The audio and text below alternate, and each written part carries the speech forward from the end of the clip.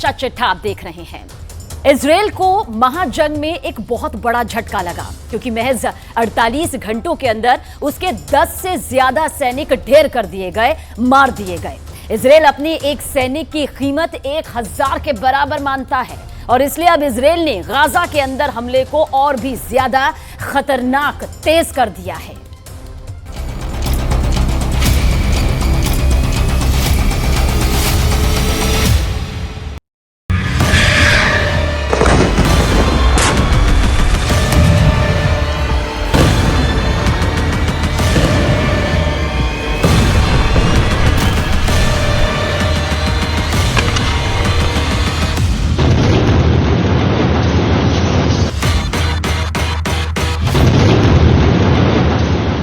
Hamas ने भी जंग का प्रचंड आरंभ कर दिया है। हमास ने एक वीडियो जारी किया है और इस वीडियो में दिखाया गया है कि कैसे उसने अपने एंटी टैंक मिसाइल को लॉन्च करके इजराइल के 3 मरकावा टैंक उड़ा दिए हैं।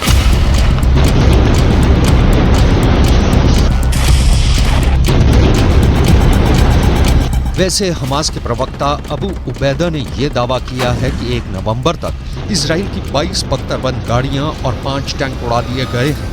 आखिर गाजा के अंदर इजराइल की फोर्स के रास्ते में कौन कौन चट्टान बनकर खड़ा है?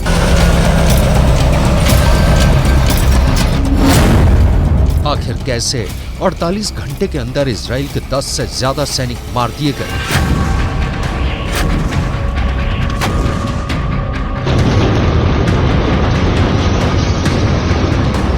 हमास के गुरिल्ला युद्ध की ये पूरी खतरनाक स्ट्रैटेजी हम आपको दिखाने वाले हैं, लेकिन सबसे पहले हमास के ही वीडियो का विश्लेषण करेंगे।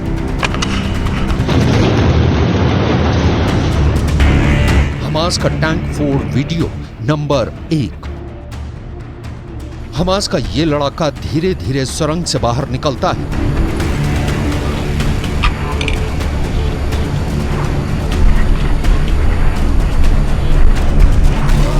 गौर करने वाली बात यह है कि यह सुरंग ऐसी झाड़ियों के पास खुलती है जिनको दूर से देख पाना बहुत मुश्किल है।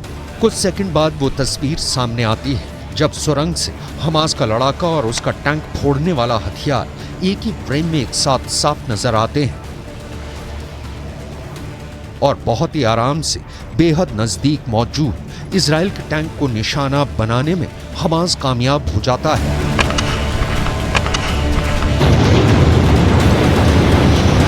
एक ही एंटी टैंक वेपन के वार से इजराइल का महंगा 75 करोड़ का मरकावा टैंक जलकर राख हो जाता है। हमास का टैंक फोड़ वीडियो नंबर 2। एक झाड़ी और झरमुट के पास ही सामने की तरफ इजराइल का टैंक नजर आता है। घात लगाकर टैंक पर हमला होता है।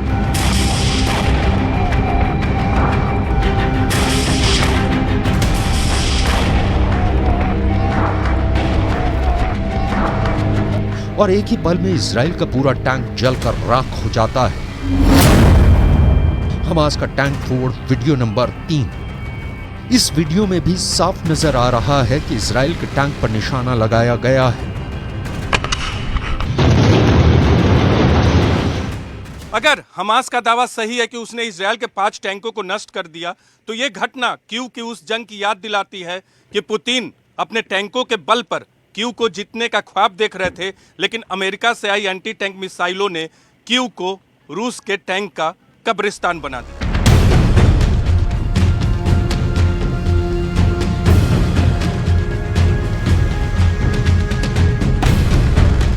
फिलहाल हालात ये है कि अब इजराइल को एक बार फिर से ये बात गंभीरतापूर्वक सोचनी पड़ेगी कि आखिर गाजा के अंदर घुसने का उसका फैसला कितना सही था, क्योंकि लंबी घेराबंदी करके भी पहले हमास के संसाधनों को खत्म किया जा सकता था। गाजा पट्टी के अंदर उन्हीं इमारतों का मलबा इजराइल के लिए बड़ी चुनौती बन गया है, जिसे इजराइल की एयरफोर्स ने ही तैयार किया है।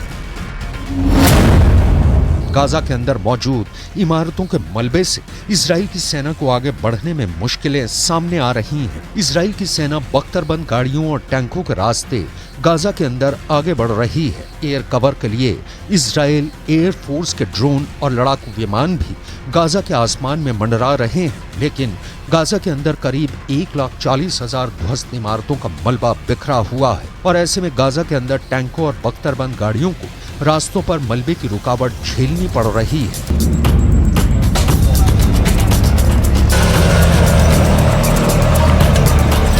इस मलबे को हटाए बिना इजराइल की आर्मी आगे नहीं बढ़ सकती है, लेकिन इसी मलबे को साफ करने के चक्कर में इजराइल की आर्मी फंस रही है और उसको हमास के हमले झेलने पड़ रहे हैं। इजराइल के अखबार टाइम्स ऑफ इजराइल की खबर के मुताबिक जब से ग्राउंड ऑपरेशन शुरू हुआ है, 1 नवंबर तक इजराइल के 17 सैनिक मारे जा चुके हैं। इजराइल के रक्षा मंत्री योव गैलेंट ने इस पर बयान दिया है कि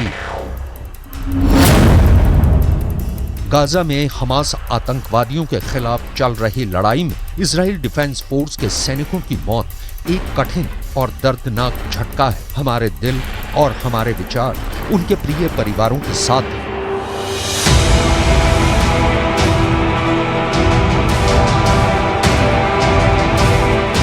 इजराइल के प्रधानमंत्री की लोकप्रियता वैसे भी इजराइल के अंदर लगातार घटती जा रही है और ऐसे में इजराइल के सैनिकों की लगातार हो रही मौतें एक ऐसे बोझ की तरह हैं जो दिन प्रतिदिन नेतन्याहू के राजनीतिक करियर का दम निकाल रही हैं। बेन्यामिन नेतन्याहू ने भी इजराइल के सैनिकों की शहादत पर बयान दिया है।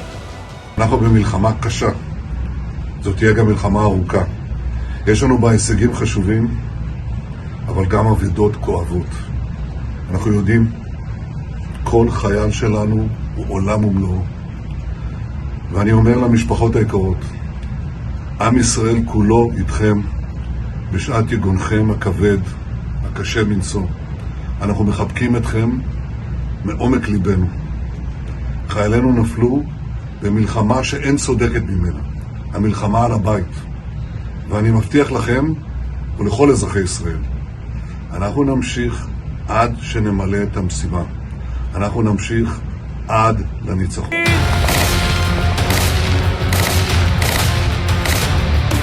दरअसल इतने सैनिकों की 48 घंटों में मौत होना पूरे इजराइल के लिए एक बहुत बड़ा सदमा था और इसलिए इजराइल डिफेंस फोर्स ने पूरी ताकत से इसका बदला लिया। इजराइल एयर फोर्स और शिन बेत के पास इस बात की पूरी जानकारी थी कि आखिर इजराइल के इन सैनिकों को मारने वाला मास्टरमाइंड और हमास को युद्ध के निर्देश देने वाला कमांडर कहां पर छिपा है और इसलिए हमले के लिए जिम्मेदार इब्राहिम बियारी को सीधे टारगेट पर लिया गया। शिन बेत को यह सूचना मिली थी कि हमलों का मास्टरमाइंड इब्राहिम बियारी जबालिया के शरणार्थी शिविर में ही अंडरग्राउंड काम कर रहा था, इसलिए इजराइल डिफेंस फोर्स ने ताबड़तोड़ जबालिया कैंप पर हमले शुरू किए, जिसमें 1000 किलोग्राम के 6 बम गिराए गए। यह हमला इतना बड़ा और घातक था कि जहां पर बम गिरे वहां पर कई मंजिला गहरे गड्ढे नजर आने लगे। इजराइल डिफेंस का दावा है कि जिस अंडरग्राउंड हेडक्वार्टर में इब्राहिम बियारी काम कर रहा था उसको भी तहस नहस और नेस्त नाबूद कर दिया गया है। अब इजराइल के निशाने पर हमास का एंटी टैंक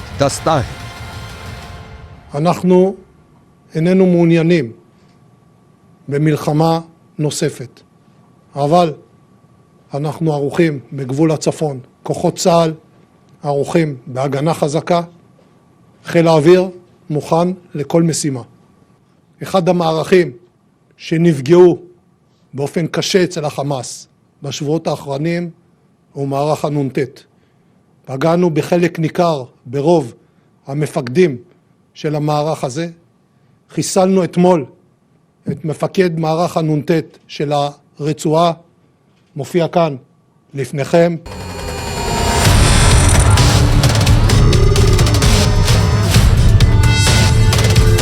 जबालिया कैंप पर इजराइल ने जो पलटवार किया है उसमें भारी संख्या में आम लोग भी मारे गए हैं। फिलिस्तीन के कई अखबार ये दावा कर रहे हैं कि इजराइल के इस हमले में 200 लोग मारे गए और करीब 200 लोग मलबे में दफन हो गए। जबालिया कैंप पर हुए हमले के बाद इस्माइल हानिया ने यह बयान दिया कि जब इजराइल की आर्मी की हार हुई तो उसे भारी नुकसान हुआ और उसने उसका बदला आम लोगों से लिया। लेकिन इजराइल का ये कहना है कि अगर हमलों को गाइडेड ही शरणार्थी शिविर से किया जा रहा है तो हमास के हेडक्वार्टर पर हमला करना मजबूरी है। वहीं लेबनान के अंदर भी युद्ध का कहर देखने को मिल रहा है। लेबनान के बॉर्डर पर गांव के गांव खाली हो रहे हैं।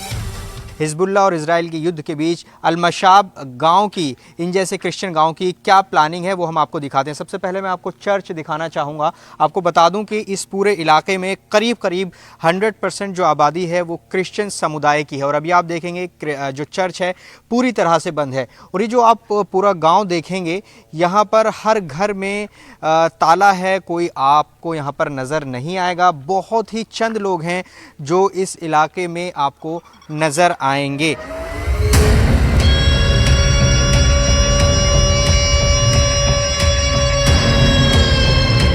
दूसरी तरफ हिजबुल्लाह लेबनान से एक बहुत बड़ा हमला लॉन्च करने की तैयारी कर रहा है, जो एक फुल स्केल वॉर भी हो सकता है, क्योंकि लेबनान में हिजबुल्लाह के सबसे बड़े नेता नसरल्लाह ने 7 अक्टूबर के बाद से अब तक इजराइल की जंग पर कोई भी भाषण नहीं दिया है। लेकिन अब शुक्रवार को हिजबुल्लाह के नेता युद्ध पर कोई बड़ा ऐलान कर सकते हैं। ऐसे में इजराइल के लिए मुश्किलें और ज्यादा बढ़ सकती हैं।